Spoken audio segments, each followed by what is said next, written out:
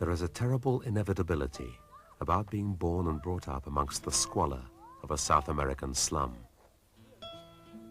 People tend to marry within their own environment, thus creating a social continuity.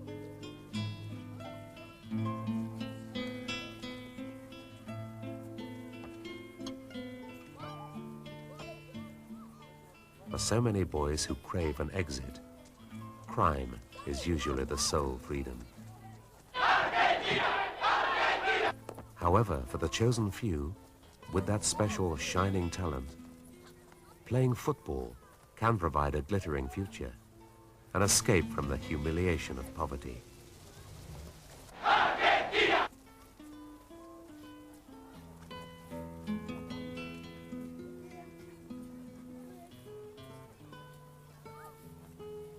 Diego Armando Maradona was such a boy. Mis sueños son dos. Mi primer sueño es jugar en el Mundial y el segundo es salir campeón.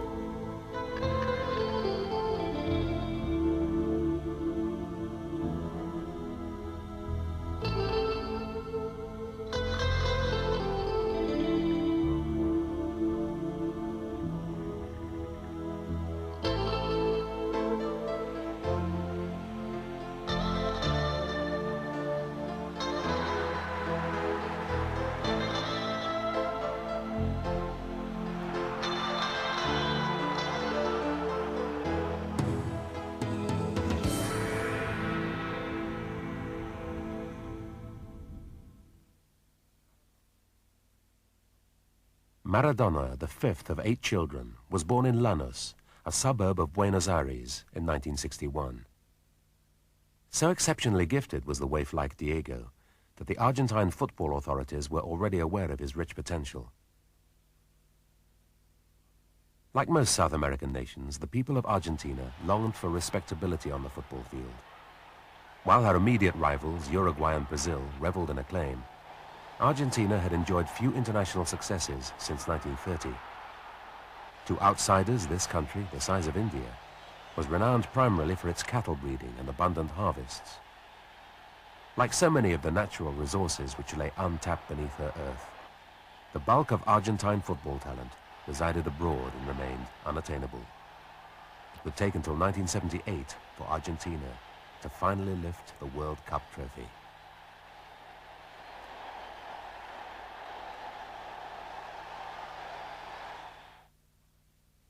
Diego's parents had been the products of a society dominated by male attitudes and the euphoria of Peronism. Juan Perón, the country's leader, had, with his adored wife Eva, created a personality cult which became the heartbeat of the working people, descendants of Catholic immigrants, who found their way to the Americas mainly from Latin Europe.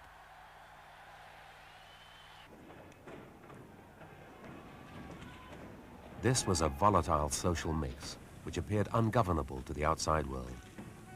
Indeed, after the death of Eva, Juan Perón would be forced into depressing exile.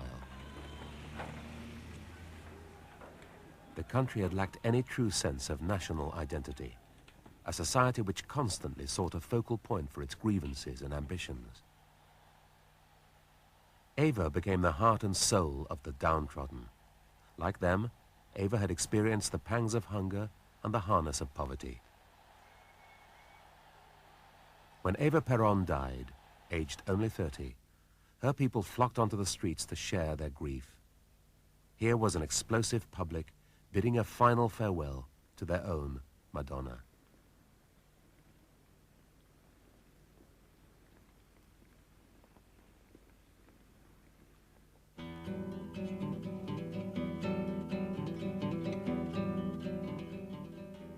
The extraordinary gifts that the heavens bestowed upon the pre-adolescent Diego Maradona were duly exploited by those with the most to gain.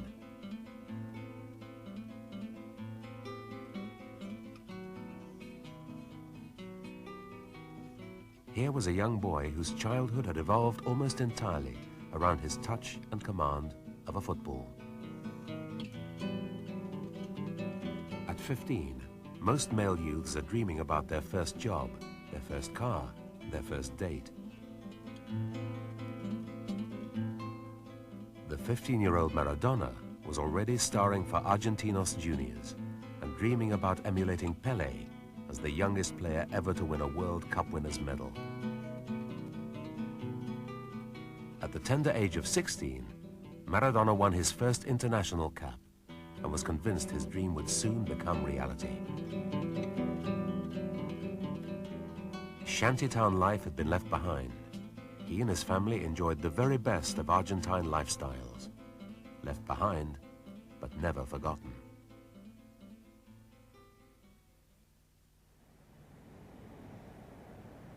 Juan Perón's own dream of returning to his beloved Argentina was realized when he touched down after 17 years in Spanish exile. Now remarried to Isabel, Juan fought hard to rekindle the old Peronist fervor. Juan Perón died in 1974, and Isabel found herself in isolation.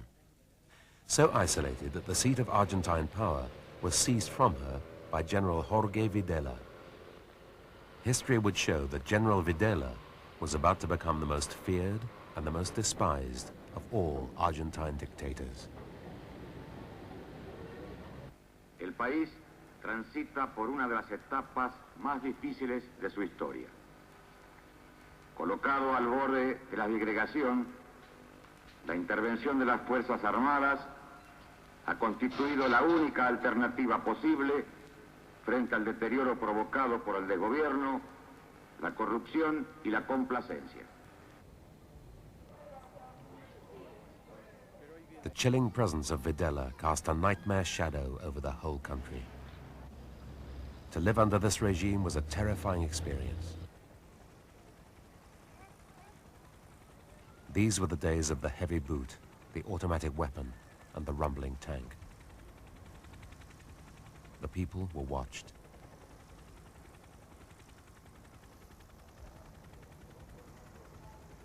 The people were searched. Opposition meant death, often a humiliating death which left behind no record, no marker. The 1978 World Cup finals had been awarded to Argentina against the judgment of so many democratic nations taking part. Videla and his henchmen saw the event as the perfect propaganda tool.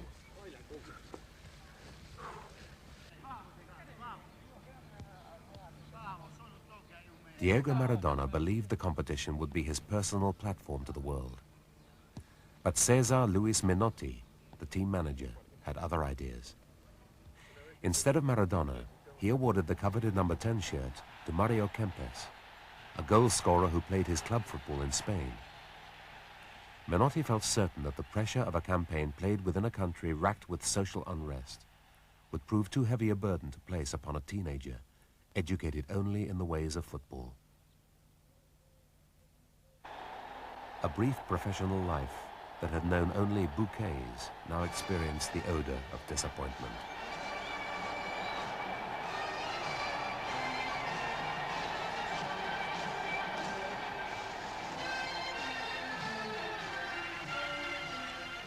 En el marco de esta confrontación deportiva caracterizada por su caballerosidad,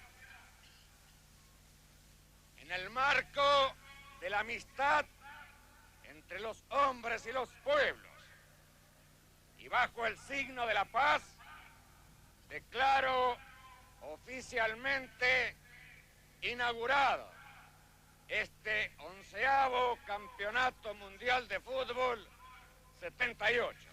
Muchas gracias. However, even a disenchanted Maradona realized that the faith placed upon Kempes by Menotti was fully justified.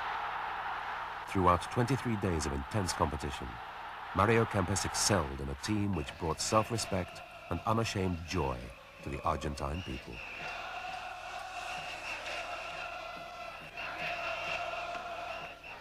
While Buenos Aires braced itself for a big day out, the final against Holland, the wives, daughters, sisters, and mothers of the disappeared ones kept up their brave, lonely vigil day after day after day.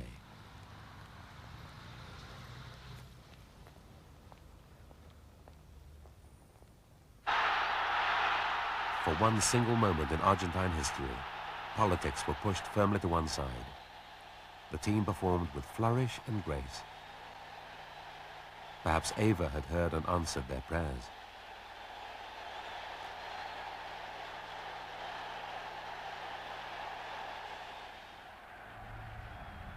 The unique Maradona style was locked into place the following year during the World Youth Championships held in Japan. Cesar Menotti had made the little man his captain.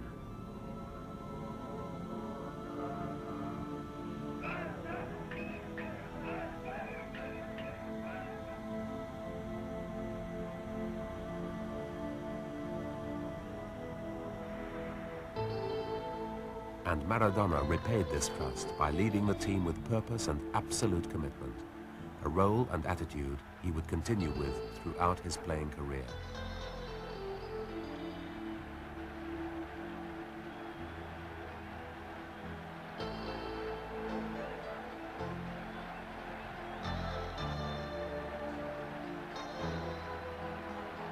What was already apparent in most corners of the Americas was now relayed back to the sports pages and television stations of continental Europe.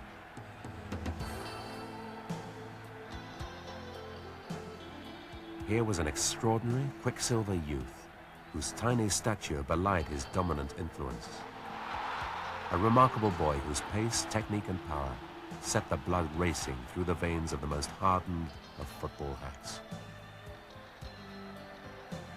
Under Maradona's captaincy, the young men of Argentina had lifted another prestigious trophy. Cesar Menotti was convinced now more than ever that if Argentina were to retain her crown during the next World Cup in Spain, it was imperative that he build his team around the fabulous gem that was Diego Maradona.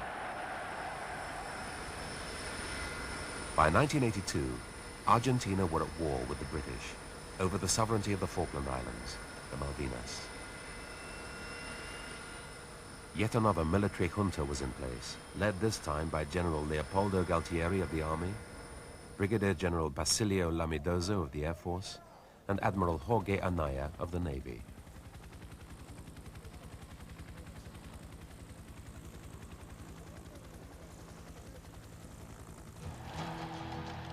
Meanwhile, in Spain, the Argentine national team assembled to attempt to retain the 1982 World Cup.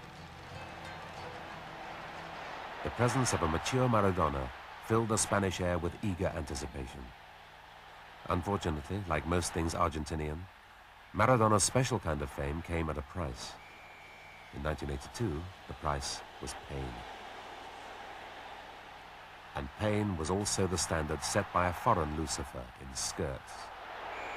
We have to recover those islands. We have to recover them, for the people on them are British, of British stock, and they still owe allegiance to the crown and want to be British. We have to do what is necessary to recover those islands.